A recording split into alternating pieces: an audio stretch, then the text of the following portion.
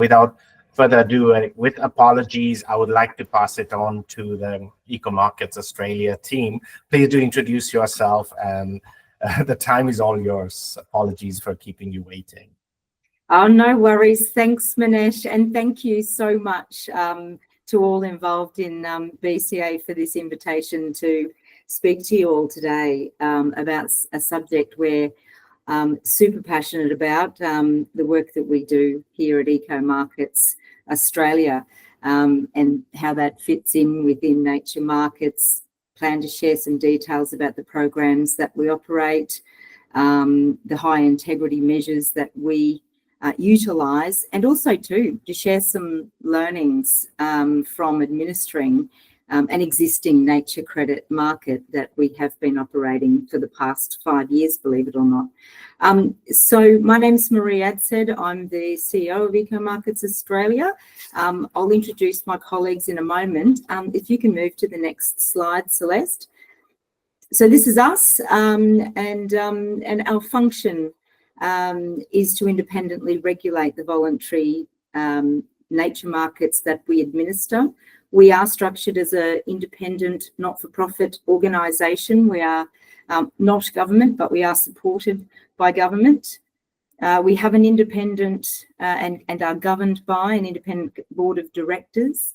And our chair, Wilfred Finn, is joining us today as well. Thanks, Will, for joining and for staying up and being a part of it. We're also supported by a technical advisory committee that provides the scientific expertise to our secretariat team that is led by our head of programs, Amy Basnett, who's also on the call today. So Amy and Wilf have very kindly agreed to assist with answering questions, and I really hope you do have a lot of questions. I was really encouraged by the debate around that demand driver conversation, and I have to say, right up in our experience, we agree with every single one of those responses that was just put forward on the Mentimeter. That's certainly been the way things are being, the conversations that are being had with us. So yeah, hopefully you'll have a bunch of questions, so put them forward as you think of them. And Amy and Wilf will help reply, and also too, it helps me be sure that they're going to stay awake if they've got a job to do. Celeste, next slide, thanks. Oh, sorry, I just jumped the gun. Can you duck back one more? Sorry, I just wanted to speak a bit more about those two programs. So they're the two nature markets that we administer. Reef, I'll start with Reef. That's our, I won't say oldest, it's our most established. That first Reef credit was issued in 2019, and Eco Markets was in fact established 1 year later, solely for the purpose of being the independent administrator and providing that function as an integrity measure. It's a water quality improvement market. It operates in the Great Barrier Reef catchment here in Queensland, in Australia, and it is actually a total area of 4.2 million hectares. Cassowary Credits is yet to launch. We have been, I can't take the credit, we can't take the credit. It was developed by TerrainNRM as a standard and methodology that was submitted to us for evaluation. It's undertaking that process. It's almost completed. It's been through public consultation and peer review and the rigour of our technical advisory committee. It's had the works, but we're hoping that will continue to sail through our process, because I have to say TerrainNRM did an exceptional job, very professional, very comprehensive job of developing that material. So that's really exciting because it's our first biodiversity market. It's a rainforest recovery habitat restoration credit that will apply in the wet tropics bioregion, also in Queensland, covering an area of about 2 million hectares. There's other markets and other opportunities we're still developing, and I've got some a specific spot I've saved in a few moments to talk with you. I'm happy to be quite open about our future plans and what we've got in the wings. But we see our job very much as that independent market administrator to ensure best practice and high integrity. And we do that regularly by monitoring for global frameworks that we can audit our practices against and benchmark ourselves against to ensure that we are doing the absolute best that we can, because that is a critical element of these types of markets. So we were delighted to have a look through the recently released BCA IAPB WEF framework for the high integrity biodiversity credit markets. We wanted to make sure we're closely aligned to that, and we're delighted to say we are. There's always room for improvement, and because of the way Reef Credits is structured, there's particular room for improvement around that Indigenous participation, guidance and advice. Cassowary Credits has some great opportunities already catered for and built in, which is really exciting.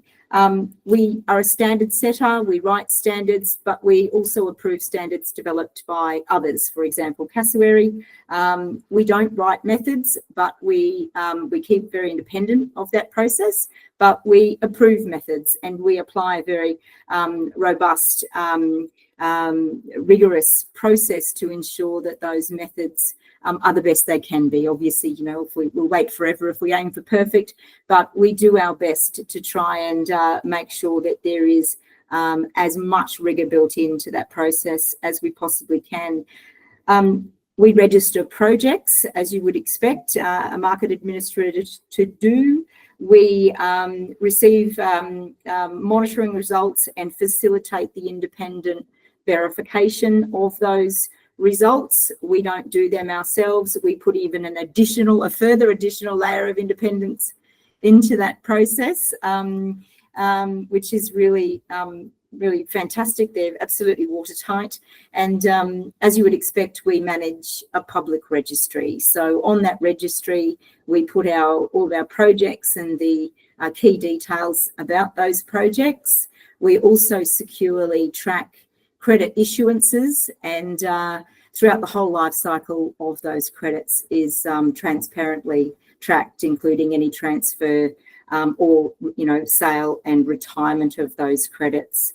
We're not the owner of any credits. We are, as the administrator, we issue them in the name of the project proponents, and so those project proponents are then the owner of those credits and are able to do what they wish with them, sell them, retire them in their name and make the environmental claim. So Celeste, I am now ready for that next one. Sorry about moving forward too quickly before. There's a lot of words in this one, but we deliberately left it in so that when these slides are circulated later, you've got all the detail you need without having me in front of you talking you through it. This is our why. This is why water quality and a water quality improvement market is so important as a nature finance mechanism. After climate change, we know water quality is the most significant threat to the Great Barrier Reef. So the work that we're doing with this market since 2020 is just so important. Our program focuses on 2 water quality targets, and they are directly linked to the Australian government's Reef 2050 Water Quality Improvement Plan. And they are, as it says there, to reduce dissolved inorganic nitrogen or DIN loads by 60% and fine soil sediment loads by 25%. Next one, Celeste. Thank you. So as you can see there, the unit of measure for a reef credit is equivalent to just over half a tonne of fine soil sediment or 1 kilogram of dissolved inorganic nitrogen that has been prevented through land practice change from entering the waterways of the Great Barrier Reef. Since our market was established, we have issued almost 55,000 reef credits, which means they're all DIN credits at this stage, which means we've saved 55 tonnes or 55,000 kilograms of DIN from entering into and impacting the health of the Great Barrier Reef through its catchments. And the credit sales by those project participants have financed the work that they have undertaken, which is a fabulous achievement. Next one, thanks, Celeste. So all of our projects under the Reef Credit scheme need to be registered using an approved methodology. I apologise for the really small writing here. These are going to be shared so you can zoom in and have a bit more of a look later. But as you can see, we have the 4 in the deeper blue colour are the approved methodologies that are currently available for any project proponent with property in the Great Barrier Reef catchment to use right now. The pale blue one that you can hardly read is our constructed, not ours, but a constructed wetland methodology that has that is, as we speak, in front of our team for evaluation to be ideally approved and added to the list. I thought this might be a useful way to present the information so you can see at a glance how it addresses, how each method addresses those 2 particular target pollutants, sediment or DIN, and the diversity in the types of activities a project can undertake in order to generate those credits. They range from algal bioremediation at a sewage treatment plant using the wastewater method to things like managing nutrient application on cane properties through to, you know, landscape rehabilitation through gully work and things like that. Grazing land management method is our newest methodology. We don't yet have any projects registered under that one. However, we do think there is enormous application for it under the Reef Credit scheme, because we know that 77% of land use activity in the Great Barrier Reef catchment is grazing.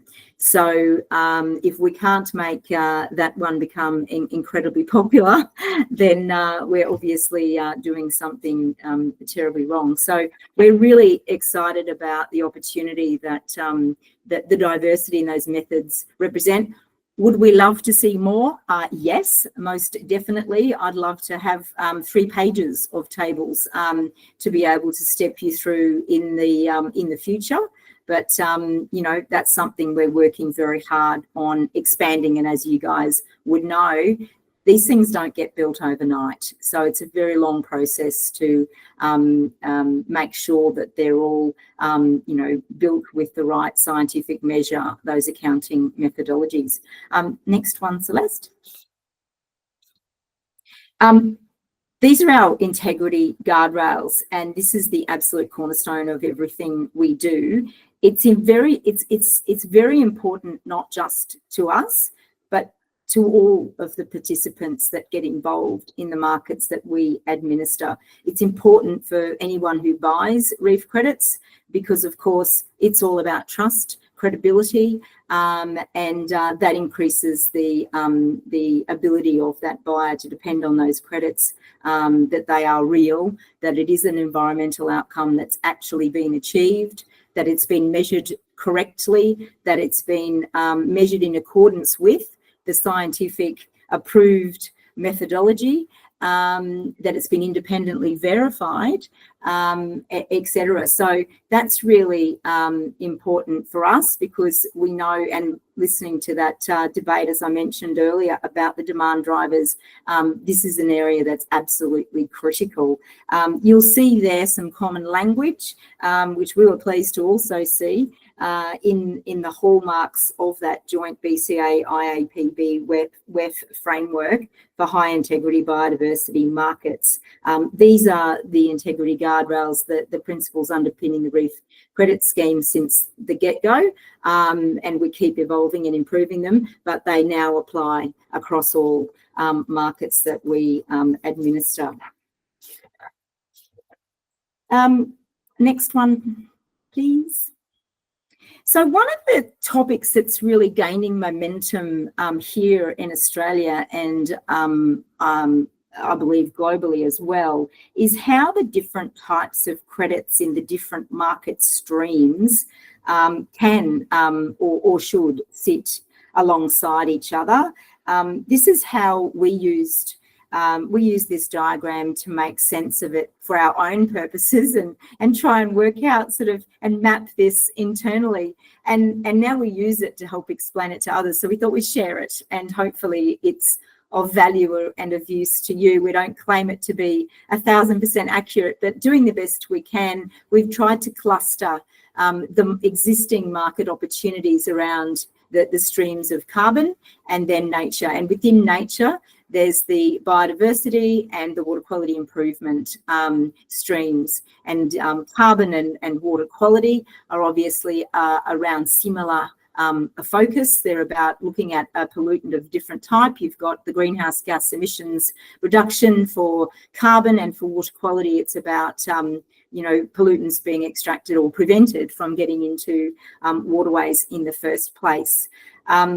Activities, really varied across the different types of market streams. And the unit of measure, someone mentioned earlier about that sort of consistency in a unit of measure for biodiversity. It's probably the more challenged of the streams because it is harder to get consistency in such a diverse space as biodiversity. For carbon, a tonne of carbon is a carbon credit in anyone's language. In water quality improvement, a credit is X, number or X quantity of pollutant reduced or removed. They're much simpler, but it does get a lot harder to achieve in the biodiversity space, and we're very mindful of that. So the Cassowary Credits program has been built by TerrainNRM around a condition score for a rainforest uplift and habitat restoration. So there's just some examples down the bottom. It's not meant to be exhaustive, but they're the Australian examples we know of, and we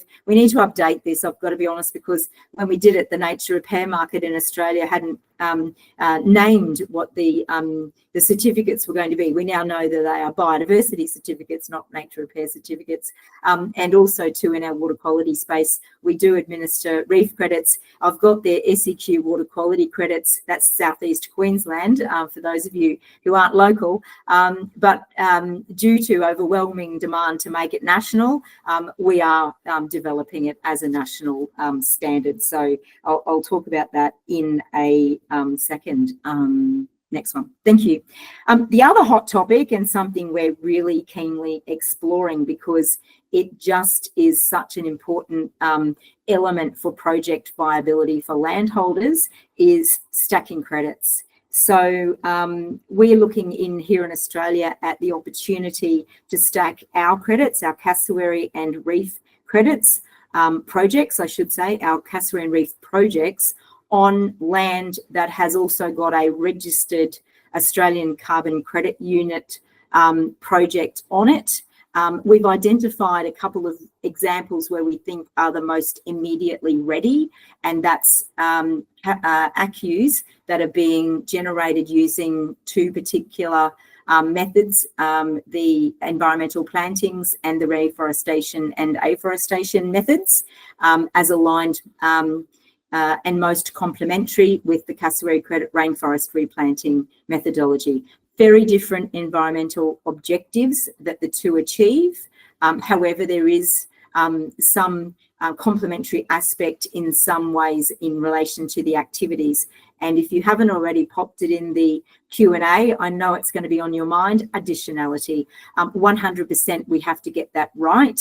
We have to ensure that we aren't enabling double dipping. We do not want to risk the credibility of either credit, because that just brings the whole thing into a disaster. So that's something we are very carefully and in a very targeted way addressing with the regulator here in Australia for those ACCU projects. And it's a really cooperative agreement because it's in the interests of both to make sure that is done in the best possible way to ensure the integrity of the credits, so that they are seen and respected and have the same credibility in the market, whether they've come from a stacked project or whether they've been generated completely in isolation. And both projects must, and that's a capital M, comply with all of the elements of the scheme rules for a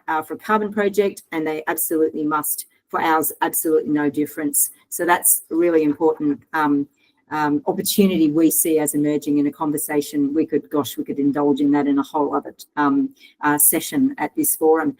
Next slide, thanks.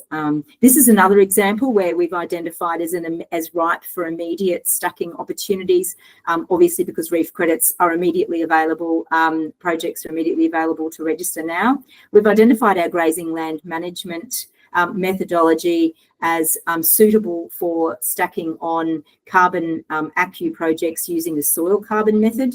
That's obviously the objective there from a carbon point of view, is about that carbon sequestration. For the purposes of our program, it's about ground cover and preventing sediment runoff. So very different environmental outcomes, as you can see, but again, needing to work very carefully on that additionality element together with the regulator of that other scheme. Next one. This was a hot topic. You said it was an FAQ, Josh. It's certainly our hottest FAQ, is who's buying reef credits and how much do they cost? And look, couldn't agree more with all of the feedback and commentary about barriers, but it's all the same types of organisations that we experience and are targeting as buyers, the same, not that we target them to sell them to, but what? I think we've done a quick slip through the rest of the end of the show. I'm so glad, Celeste, someone else has challenges with PowerPoint and it's not just me all, on my own in this world. We got one more, I think. Yeah. So bearing in mind we are not a party to the sale of a reef credit that occurs between the owner of that reef credit or Cassowary credit and the buyer, but they do report voluntarily the price. So we know that the most recent price of a DIN method reef credit was 175 Australian dollars, so roughly 110 US. But we also know anecdotally through negotiations that are occurring on forward pricing on offtake agreements for sediment reef projects, that that price is absolutely at least double of that price. And that's appropriate because it's a very different more expensive thing that you're pollutant that you're addressing there. So we don't set the pricing, we let the market do that. I just think it's going to be really fascinating over time to see how that pricing settles and that different methodologies and how that's going to be managed going forward. I think that was pretty much everything I wanted to say about that one. Going forward, just looking at the clock, I don't want to cut anybody short on questions. Future plans. I've spoke about Cassowary Credits. I won't go into that anymore now. We are in the midst of authoring the National Voluntary Australian Water Quality Improvement Standard. So if you're interested in that, please keep an eye out on the public consultation, which will be coming in the coming months, all going well. And then after that, we'll ideally be calling for regionally specific methodologies to underpin that broader geography for the water quality improvement market. We are regularly receiving pictures and presentations from new market standards, and we've been delighted at the uplift in the quality of those. So we're starting to see things that are very potentially realistic that we are keen to work on administering. So there's much more to come. We're a tiny team, and I'm just looking at your comment there, Scott, about the Swedish Biodiversity Alliance. No, but we need to talk, obviously. And the other thing is too, of course, a barrier that I didn't see pop up in the conversation earlier was the physical clunkiness of transacting biodiversity credits, that just the exchange services just don't exist as far as we can see in relation to biodiversity as it does for carbon. It's just not as mature. So that's something as well we're really keen to work on improving.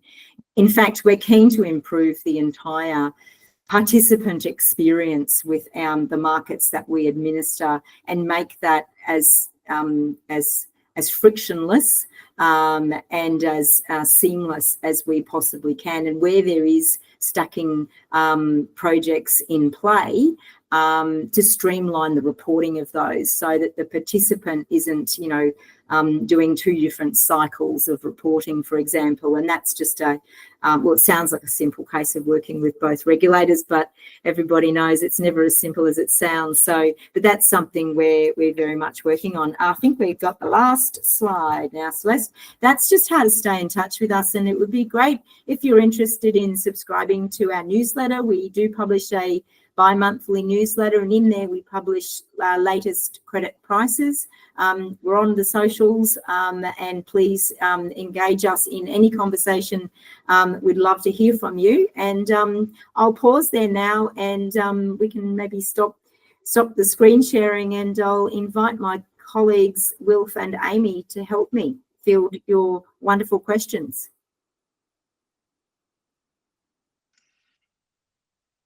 Great. Thank you very much, Maree, and to all your colleagues. If anybody does have questions, please feel free to raise your hand. I think I see a hand raised from Hanya. Hanya, do you want to go ahead? Okay, thank you very much. Thank you for this wonderful presentation. I don't know if you called my name or not. Yes. Okay, great. Because I lost my connection, so I wasn't sure. My name is Hanya Moghani, and I am one of the IEG member.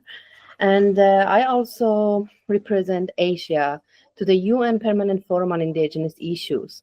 Thank you again for your excellent presentation. I want to also ask you about how in your work you are facing, or do you have any challenge with indigenous peoples or local communities in your projects, and how do you see their role and also their rights as it mentioned in United Nations declarations on the rights of indigenous peoples? Thank you very much. I'm happy to answer that. Thank you for that question. It's a really important area. Something for the way the Reef Credit scheme was structured, back sort of 5-6 years ago, and the way the projects are operated, are conducted, they are done on private land, namely mostly farms. So the opportunity, they're not really on public land, and they're not being conducted on land that's in Indigenous ownership at this stage, but which kind of limits the ways in which these things can naturally flow. However, for cassowary credit projects, there isn't a requirement for the plans, the monitoring, and all that advisory work that goes on at the initial stages of a project to capture knowledge. There is a requirement that they do that work by an approved operator, and that's a new step for us. It'll be a new step in our administration.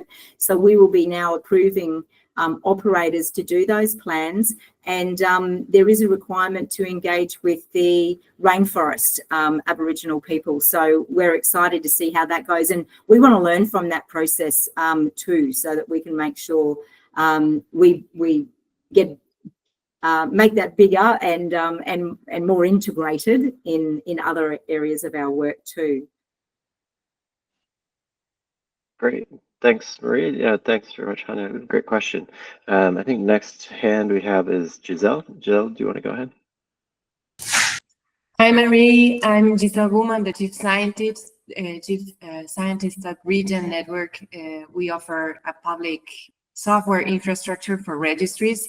So my question is related to registries. I was trying to grasp exactly how are you going to handle the voluntary versus the Australian regulator market, and I was willing to understand more which type of registries are you going to be using to register these credits. Are you thinking about only the Australian regulator registry, or is it that you're open to others? And also I wanted to comment that this is super exciting methodology. We are working with people, for instance, in Costa Rica, facing a lot of problems and willing to work with stacking credits, with grazing projects.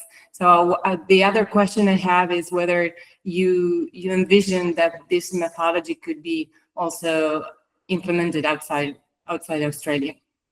Sure. Okay, there's a couple of ones in there. I'm mindful, Wilf and Amy, that I'm hogging the floor. But I just probably should clarify at the get-go, we do have an existing registry right now, and it is separate to the Australian regulated ACCU registry for our voluntary water quality improvement and biodiversity credits.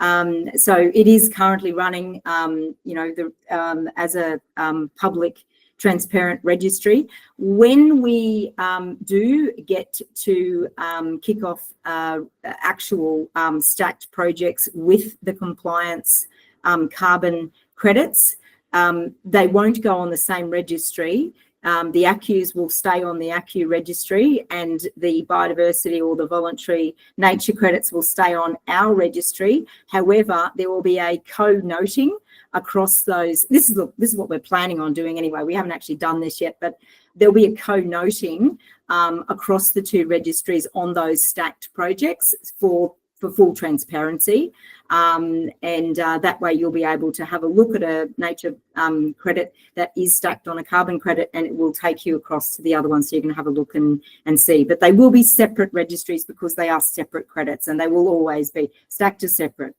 They're not co-benefits, and we're not. I know that wasn't your question, but that's just something I wanted to clarify. I think you had another part to your question as well. I'm just trying to remember what it was.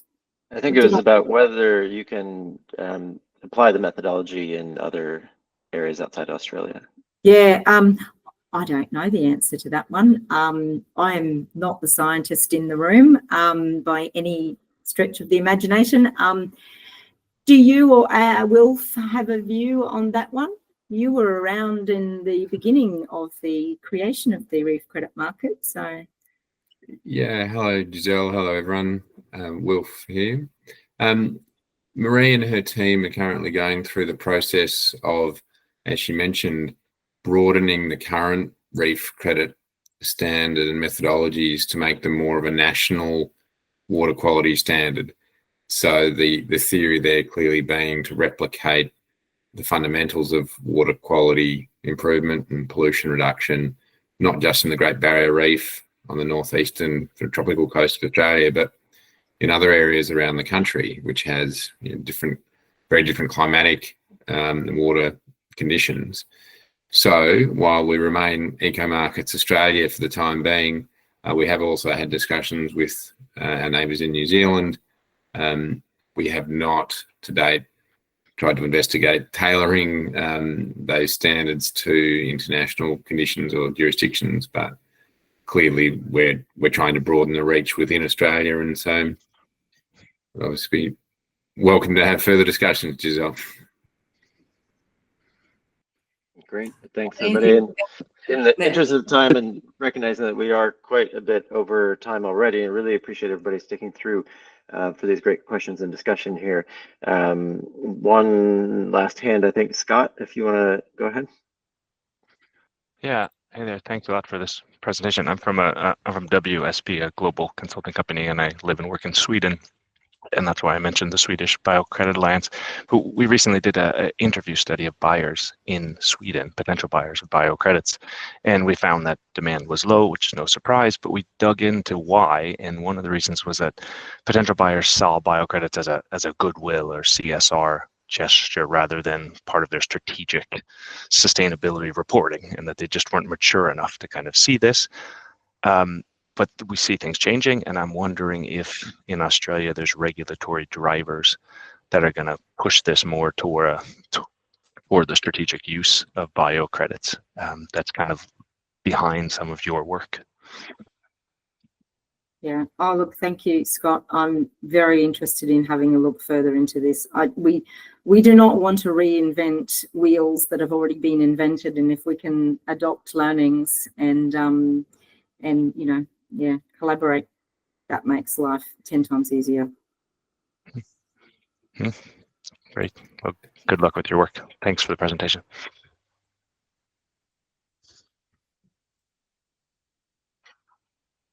Great.